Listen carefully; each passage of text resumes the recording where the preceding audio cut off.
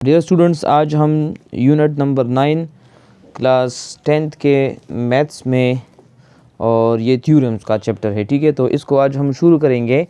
और unit number 9 का जो नाम है वो है chords of a circle, circle के कॉर्ड्स। ठीक है, सो थ्योरम को स्टार्ट करने से पहले कुछ बेसिक थ्योरी है, कुछ टर्मिनोलॉजीज़ है, कुछ डेफिनेशंस है, पहले उनको क्लियर करना ये बहुत इम्पोर्टेंट है। तो आइए हम पहले थ्योरी को स्टार्ट करते हैं। सबसे पहला जो डेफिनेशन है वो है सर्कल का। सर्कल तो आप लोग नॉर्मली जानते हैं और आप लोग बार बार इसको यूज़ भी करते हैं, ड्रा भी करते हैं, लेकिन आज हम इसको बाकायदा डिफ़ाइन भी कर देते हैं। देखिए, इसको हम अगर सिंपल वर्ड्स में डिफ़ाइन कर ले तो हम कह सकते हैं कि the set of all points का एक सेट इन अ प्लेन, एक प्लेन में, that are equidistant from a fixed point. अभी ये पेज जो है ये मेरे साथ ये एक प्लेन है। इस प्लेन पर अगर मैं पॉइंट्स का एक ऐसा सेट ले लूँ कि वो एक ख़ास फिक्स्ड पॉइंट से वो तमाम बाकी पॉइंट्स वो इक्वल यानी एक जैसे फासले पर वाक़या हो, तो वो जो सेट ऑफ पॉइंट्स होगा वो असल में क्या बनाएगा, वो सर्कल बनाएगा। मिसाल के तौर पर अगर मैं इस पॉइंट को कंसिडर करूं, ठीक है, इस पॉइंट से अभी हम कुछ फासले पर एक सेट ऑफ पॉइंट्स को देखेंगे। वो set of points, late suppose ये एक पॉइंट है, यहाँ पर एक पॉइंट है, यहाँ पर एक पॉइंट है, यहाँ पर एक पॉइंट है, यहाँ पर एक पॉइंट है। अभी आप लोग वो पॉइंट्स, आप लोगों की मर्ज़ी है कि वो नंबर्स में जितने भी पॉइंट्स हो आप उनको कंसिडर कर सकते हैं। अभी जो पॉइंट्स मैंने ड्रा किए हैं, इन तमाम पॉइंट्स को अगर हम एक दूसरे के साथ मिला दे इस प्लेन में, ठीक है, क्योंकि ये एक 2D यानी 2 डायमेंशनल प्लेन है, और इस 2 डायमेंशनल प्लेन में जब तमाम पॉइंट्स को मैं कंबाइन कर लूँ तो जो लाइन बन जाएगा, वो लाइन और ये तमाम पॉइंट्स ये इस पॉइंट से सेम फासले पर है, सेम डिस्टेंस पर है। इसको हम फिर है सर्कल कह सकते हैं। ठीक है, ओके। इसके बाद दूसरी जो डेफिनेशन है वो है सेंटर। सेंटर उस पॉइंट को हम कहते हैं जिस पॉइंट से ये बाकी तमाम पॉइंट्स सेम फासले पर वाक़या होंगे, उसको हम सेंटर कहेंगे। यहाँ पर जो पॉइंट ओ आप लोगों को नज़र आ रहा है ये क्या है, ये एक सेंटर है। फिर इसके बाद है रेडियस। रेडियस को हम किस तरह डिफ़ाइन कर सकते हैं?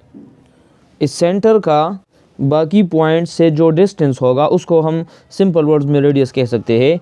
यानी इस पॉइंट ओ का अगर मैं इस पॉइंट से रेडियस डिस्टेंस देखूँ, या इस पॉइंट का इस पॉइंट के साथ मैं डिस्टेंस देखूँ, या इस पॉइंट का मैं इस पॉइंट से डिस्टेंस चेक कर लूँ, तो इस फासले को, इसको हम रेडियस कह सकते हैं। अब यहाँ पर ओ से लेकर ए तक ये क्या है, ये एक रेडियस है। ओ से लेकर बी तक ये क्या है, ये भी एक रेडियस है। ठीक है, इसी तरह पॉइंट ओ से पॉइंट पी तक जो डिस्टेंस है इसको भी हम रेडियस कह सकते हैं। इसके बाद है सरकमफ्रेंस या सरकमफेरेंस भी आप लोग कह सकते हैं। सरकमफेरेंस को आप लोग कैसे यहाँ पर डिफ़ाइन करेंगे? ये जो सर्कल है इसकी जो बाउंड्री है, देखिए इस सर्कल की जितनी भी बाउंड्री है उस बाउंड्री को हम क्या कहते हैं, उसको हम सरकमफ्रेंस कहते हैं। अभी यहाँ पर मैं आप लोगों को समझा दूँगा कि इस बाउंड्री में अभी क्या क्या आ जाएगा। देखिए, अगर मैं इस ए पॉइंट से शुरू हो जाऊँ और वापस इस ए पॉइंट तक आ जाऊँ, इसको हम फिर सरकमफ्रेंस भी कह सकते हैं। और इन सिंपल वर्ड्स इसको हम शॉर्टकट में 2πr भी कह सकते हैं।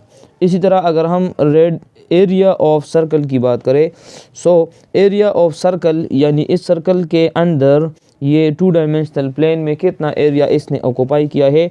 ठीक है, तो उसके लिए फिर हम πr² का फार्मूला यूज़ करते हैं। पाई की वैल्यू होती है हमारे पास 3.14, ये एक इरेशनल नंबर है। और इस सर्कल का जो रेडियस होगा यहाँ से यहाँ तक, उसका स्क्वायर ले ले और फिर इस वैल्यू के साथ मल्टीप्लाई कर ले, तो ये पूरे सर्कल का एरिया आपको बता देगा। इसी तरह अगर हम रेडियल सेगमेंट की बात करें, तो इससे पहले जो मैंने ओ से लेकर ए तक जो फासले की बात की है, ओ से लेकर बी तक, ओ से लेकर पी तक, ओ से यहाँ तक देख ले, ओ से यहाँ तक देख ले, ओ से यहाँ तक, ओ से यहाँ तक, किसी भी सरकमफ्रेंस के ऊपर पॉइंट से लेकर इस सेंटर के दरमियान जो डिस्टेंस होगा वो तो ऑलरेडी क्या होगा, रेडियस होगा, लेकिन इन तमाम को हम रेडियल सेगमेंट्स कह सकते हैं। ठीक है, सो रेडियल सेगमेंट्स वही, और इसके फिर मेजरमेंट को यानी जो डिस्टेंस इसका होगा इनके दरमियान, ओ ए के दरमियान या ओ बी के दरमियान, उनको फिर हम रेडियल सेगमेंट्स कह सकते हैं। सो ये भी क्लियर हो गया। और इसी तरह अगर हम कॉर्ड की बात करें, सो कॉर्ड क्या होता है? कॉर्ड असल में आपके साथ क्या होता है, कोई भी लाइन जो सर्कल के एंड पॉइंट्स को टच करे। ठीक है, एंड पॉइंट्स कौन कौन से हो सकते हैं? मिसाल के तौर पर अगर मैं इस ए बी लाइन की बात करूं, सो इस लाइन ने सर्कल के इस साइड को भी टच किया है और सर्कल के इस साइड को भी टच किया है, तो यहाँ पर मैं कह सकता हूँ कि ए से लेकर बी तक जो लाइन है ये एक कॉर्ड है। इसी तरह सी से लेकर डी तक इसने भी सर्कल के एक साइड को और दूसरे साइड को टच किया है, सो ये भी क्या है, ये भी एक कॉर्ड है। इसी तरह अगर हम डायमीटर की बात करें, इसी के साथ एक टर्मिनोलॉजी है कॉर्ड के साथ। ठीक है, सो इसके बाद मैं यहाँ पर डायमीटर को भी डिफ़ाइन कर देता हूँ ताकि दोनों का डिफरेंस ये क्लियर हो जाए। कोई भी कॉर्ड आप लोग उठा ले, यानी सर्कल के दोनों एंड पॉइंट्स को जो लाइन टच करेगा उसको हम कॉर्ड कहते हैं। लेकिन अगर ये कॉर्ड सेंटर में गुजर जाए, किसमें, सेंटर ओ पॉइंट में गुजर जाए, फिर उस कॉर्ड को हम डायमीटर कहते हैं। मिसाल के तौर पर अगर यहाँ पर मैं बात करूँ, ये ए बी है, तो ए बी लाइन एक कॉर्ड है, लेकिन चूंकि ये सेंटर में से गुजरा है, सो फिर इसको हम कह सकते हैं कि ये कॉर्ड तो है लेकिन साथ में डायमीटर भी है। अब यहाँ पर सी डी जो है ये सिर्फ कॉर्ड है, डायमीटर नहीं है, क्योंकि ये सेंटर में नहीं गुजरा। अगर मैं इस लाइन को इस तरह आगे ले आऊँ, सो फिर ये लाइन भी एक डायमीटर भी होगा और एक कॉर्ड भी होगा। लेकिन अगर यहाँ पर एक लाइन खींचूँ तो फिर ये सिर्फ कॉर्ड होगा और डायमीटर नहीं होगा। ओके, अच्छा, इसके बाद है आर्क। सो आर्क किसको कहते हैं? आर्क हम कहते हैं पार्ट ऑफ द सरकमफ्रेंस। यहाँ पर मैं मेंशन कर देता हूँ पार्ट ऑफ द सरकमफ्रेंस। क्या मतलब है?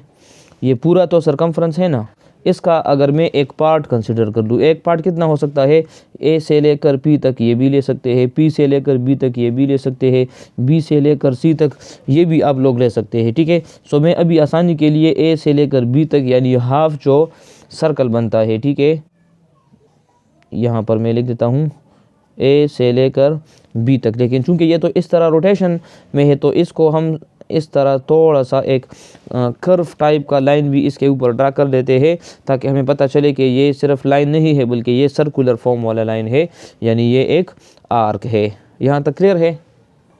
इसके बाद है सेगमेंट। सो सेगमेंट किसको कहते हैं? आर्क जितना एरिया कवर करता है, जितना एरिया आर्क उसको बाउंड कर ले, तो उसको फिर हम सेगमेंट कहते हैं। मिसाल के तौर पर अगर यहाँ पर मैं एक छोटा सा सर्कल ड्रा करूँ, गौर से देखें,